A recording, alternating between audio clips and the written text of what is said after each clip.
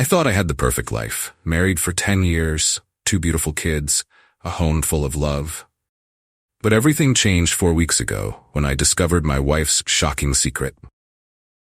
It all started with her phone. She became glued to it more than ever, locking it every time I entered the room, smiling at her screen in ways I'd never seen before. I had to know what was going on, so one night when she fell asleep, I couldn't resist. I checked her phone. What I found still haunts me. Years of explicit texts, photos, and love notes with a coworker.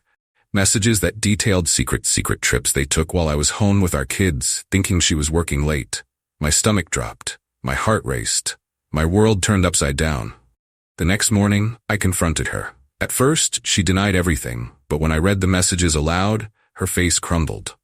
She admitted it. It started 4 years ago, long before our youngest was born. She said she was struggling and I was distant, but there was no excuse for what she did. I couldn't just walk away from this. I followed her to work one day, and what I saw shattered me. She walked out of the office arm in arm with him. They didn't try to hide it. They got in his car and drove off to a restaurant where they laughed, held hands, and looked like a couple in love. It broke me.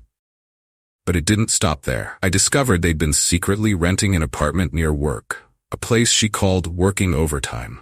I watched them for days, same routine, same lies. And that's when I snapped. I packed her things and showed up at her work the next morning. When she walked out, I dumped everything on the sidewalk in front of her and her coworkers. I told her she wasn't coming home. She was done. Now, I'm fighting for full custody of our kids. Friends and family ask if I regret how I handled it. To be honest, sometimes I do. Publicly humiliating her wasn't easy. But she tore apart our family. She deserves to face the consequences. I'm heartbroken, but I'm also taking care of myself. Therapy is helping me heal, not just for me, but for our kids. They deserve better than this chaos. And as much as it hurts, I know they're better off with me than with someone who lived a lie for so long.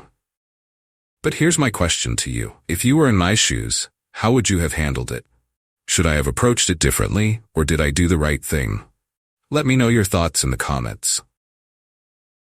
If you want to hear more about my journey and other real stories, make sure to hit that subscribe button and stay updated.